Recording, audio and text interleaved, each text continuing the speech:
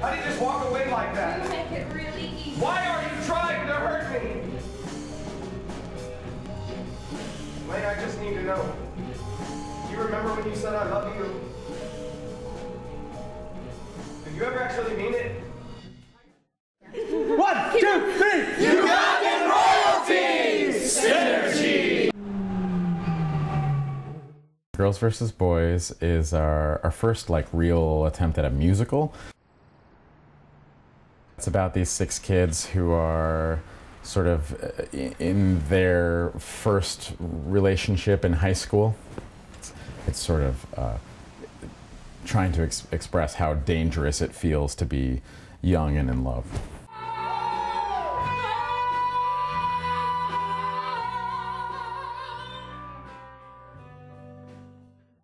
These were things that I had to deal with and experience when I was in high school with sex, drugs, and rock and roll, basically. It's what it is. It's like what coming of age in America, like the high school experience is crucial to that. I don't know, it's okay to love and to be nice to each other, you know, and it's really not that hard. As your king, I command thee. So George is this very lost soul. He has gotten a lot of attention. He's a nice guy, but he's also a jerk. Every single week, there's a new girl for George. He breaks her heart, and he doesn't even know that he's doing it.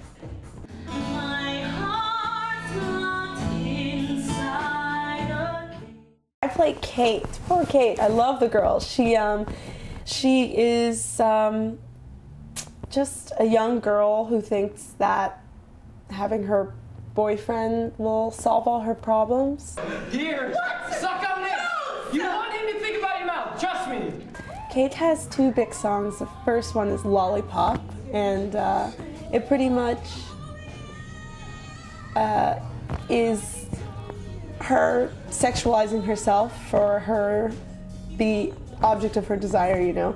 And just everybody has those incidents in their lives that stick out, those incidents that really challenged who you thought your little person was in high school, you know, or who you were trying to be. This is not my abyss to plumb the depth of all my rights she wronged. It isn't right.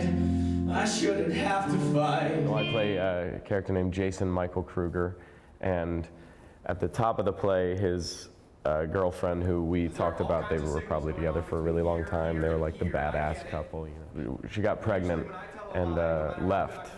There's this little snag, this little crinkle in the back of my neck. And Lane comes back, and hell ensues, you know. I just wanted it to be, but she answered back, I love you, and she took my love inside.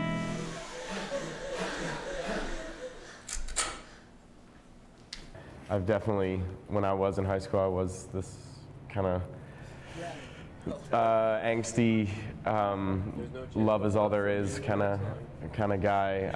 Does that hurt? Leave her alone! Shut up!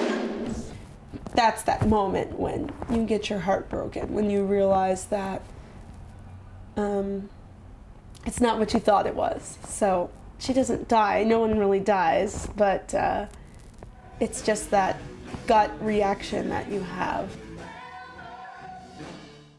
It's an exhausting show, but you get so amped by the end of the show. It's like such a celebration, and you know, that's when people like wake up and and have a good time. Our corporate foundation and government giving is not half what it was 2 years ago. And that's a direct result of the economy. Well, I think we're getting like a $750 lump sum for the workshop, rehearsal, and performance. So it's not too much. It's so crazy because you have to find something that is extremely flexible. And so I've been lucky enough working with temp agencies and just temping around the city at random businesses, doing random jobs. I do freelance carpentry for different theater companies around town, Chicago Shakespeare, and right now I'm at Red Moon Theater. I also teach teenagers beginning acting at Act One Studios.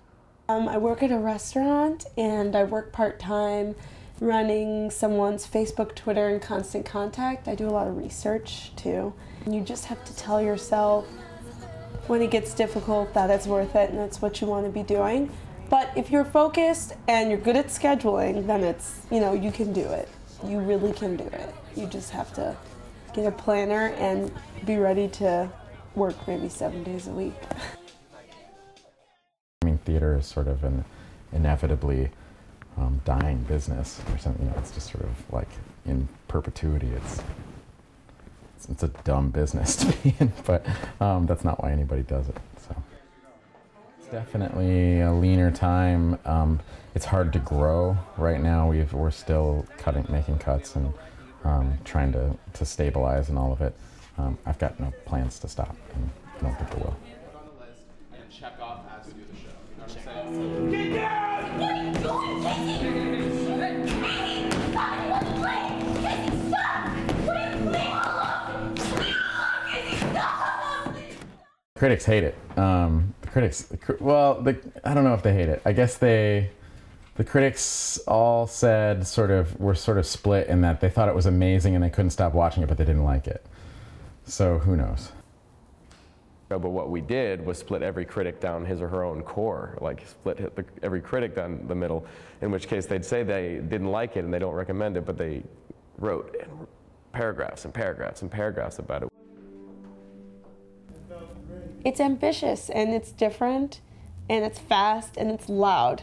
And the first time seeing that, it might fly by you, you know?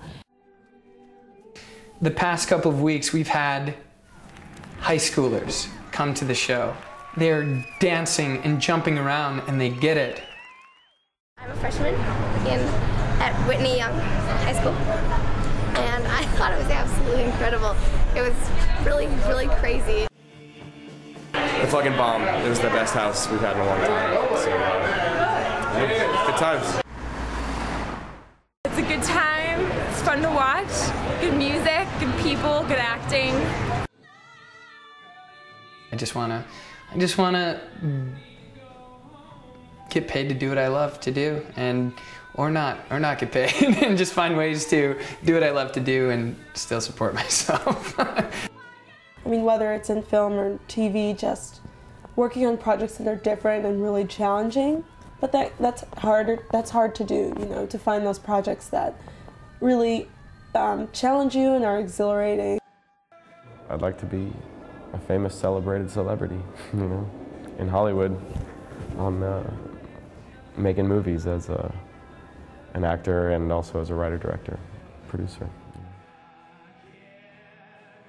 The last song that the cast sings in the show is sort of celebrating how violent the emotions are, and we just have to figure out how to do that. It just means like, hey, stick it out and hang on and help each other through it.